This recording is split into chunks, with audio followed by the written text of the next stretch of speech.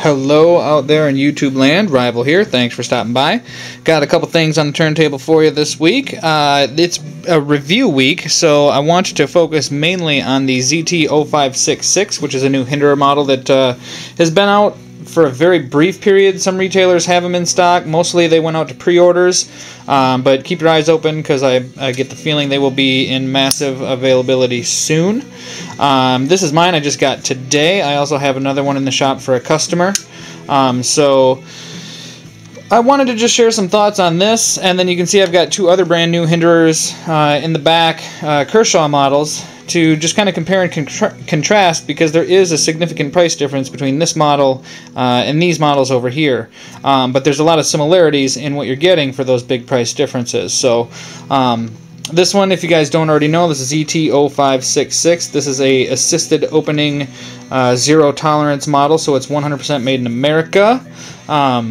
It has a LMAX blade at 3 1/4 inches.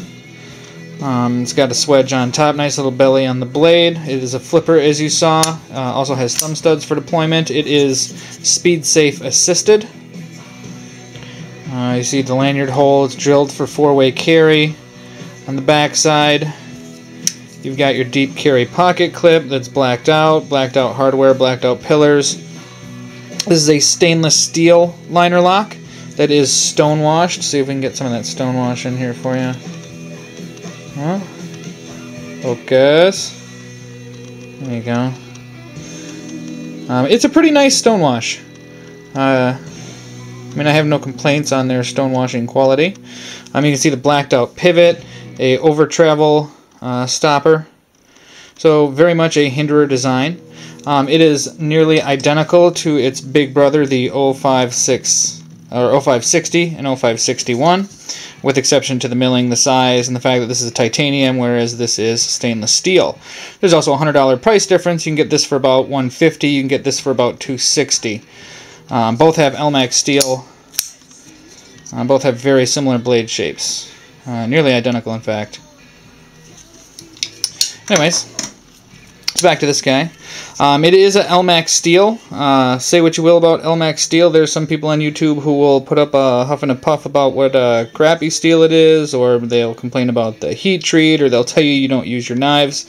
That may be their personal experience. I have had my 0550, my 0560 for well over a year now. Heavily used both of them. I've had no issues, no complaints whatsoever about that steel. It takes a edge really well. I actually have polished edges on my LMAX. If you can kind of see there. I mean, you can see the reflection of nothing else, but and they serve me really well. I mean, they cut great. They hold for a very long time. They're easy to resharpen, in my opinion, although I'm using an Edge Pro Apex, so that probably helps. But I have no complaints about that. This is a very nice knife for the price range, around $150. Assisted opening, for those of you who like it. If you don't like it, you can remove the torsion bar. There is a detent ball and a detent hole drilled in the blade, so you can turn it into a complete manual flipper. It runs on phosphor bronze bushings. It works pretty well, de-assisted. I guess it just depends on your taste. There's a lot of guys out there who just prefer that manual flipper feel. You know, as far as the stainless steel liner lock goes, it's decent. I mean, I have no major complaints over it other than the fact that it's stainless steel. You know, I personally would have paid a little bit more to have a titanium lock side. I like the feel of it better. It adds a lot of weight to this knife. This knife is much heavier than this knife. But, you know, other than that, I mean, for what it is, for the price, it's a very good value. It's a very good steel. It's nice and heavy. I mean, there's some guys who love that big, heavy feel. It definitely feels hefty in the hand. It is extremely comfortable. The ergonomics, very much similar to the 0560. Decent jimping up here. You got some jimping on the bottom. Nice curve, little choil area. It really is a good fit in the hand. Yeah, again, I mean, my only complaint would be I'd prefer titanium liner lock, but I'm not going to complain too much about the stainless steel liner lock. I mean, you know what you're getting going into it, and it is a very high quality one. It's well cut. Yeah. So I wanted to take a second to compare this to these guys, because these are all Hinderer designs, all came out in 2013. Probably the closest in similarity is going to be the Cryo 2. Bigger size than the Cryo 1. Those of you who are familiar with the Cryo 1, it's a 3-inch knife. This is a 3 1/4 inch knife. This is a 3 1/4 inch knife. When you line them up, tail to tip, I mean, they are nearly identical in size. There's some big quality differences, that's for sure. I mean, this is full stainless steel.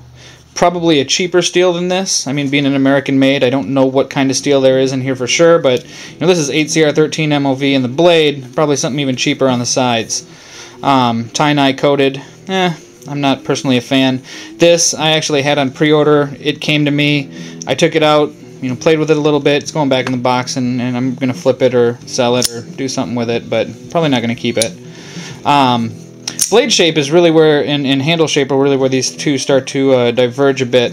You can see this is actually a wider blade than this one. It's a little more stout.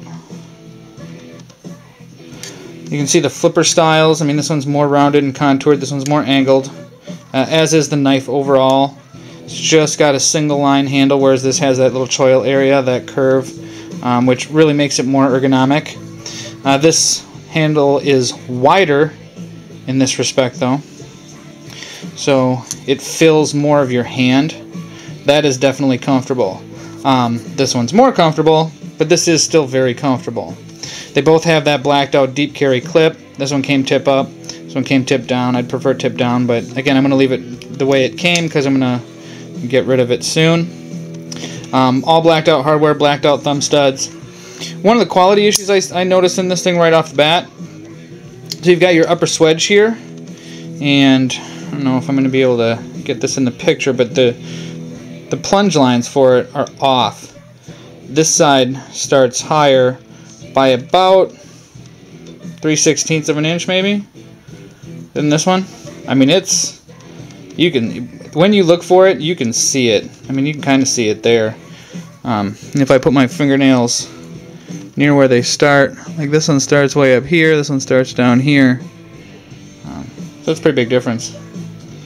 I mean, it's not going to change functionality or anything like that, but it is what it is. It's a China-made knife. This is a $40 knife. This is a $150 knife. Pillar construction, just like this one. Pillar construction. Stainless steel liner lock, just like this one. Over travel thumb disc, just like this one.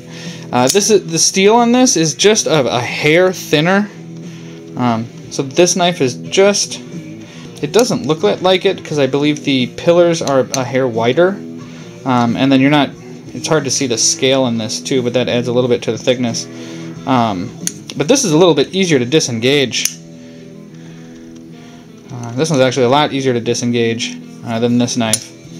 Maybe this one just hasn't been broken in, but then again, this is brand new. I barely flipped it. But for whatever reason, this one's much easier to disengage. This one fires out much harder than this one. Much more authorita. Not that this one's bad. It's just a big difference in, I mean, this one shakes your hand when it comes out a little bit. And then the other Hinderer model that's out there and available for you guys, and this one is obviously heavily modified. I'm a huge fan of this particular knife, and this is the Thermite, also a Hinderer. Much longer blade, much longer handle, much more slender. It is not pillar construction. It actually has a huge metal backspacer. Stainless steel frame lock, over travel thumb disc, deep carry pocket clip. This has the hexagonal pivot. This one just has a circular pivot. Engagement, disengagement on this one's good. This one has a really late lockup. It's extremely sturdy, late lockup. Obviously you can see I got the hand rub satin over the acid stonewash on the back.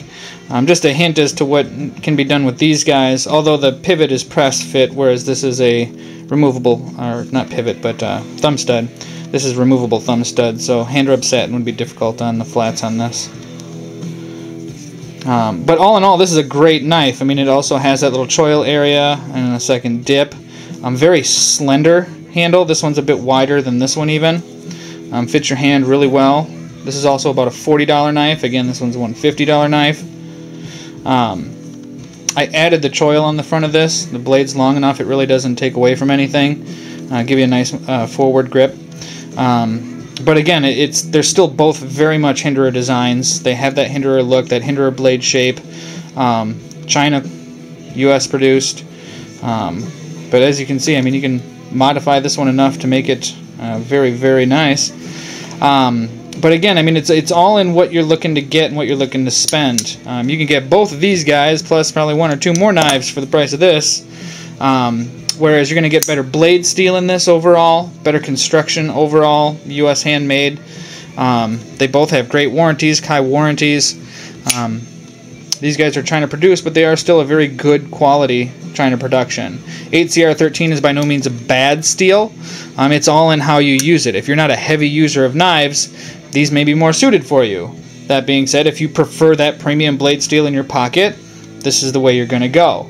I mean, especially if you're a Hinderer junkie or a Kershaw junkie like myself. I think I've got all the Hinderers. Well, I don't have the Cryo 1 here. My stepdad's got that. But yeah, I mean, I'm definitely a huge fan of what they're doing, and they make great knives. And if you're not looking to spend $260, both of these guys are $150. Both of these guys have LMAX steel. This has a titanium frame lock. This has that stainless steel frame lock, but this is also assisted, more slender blade profile, a little bit slimmer. This thing's, I mean, a brick of a knife. So it's all in what you're looking for. Nice overbuilt. So yeah, that's my overview of the 0566 and then a little comparison and contrast with its Hinderer brethren. Thanks for stopping by. Subscribe, like, and we'll see you later. Peace.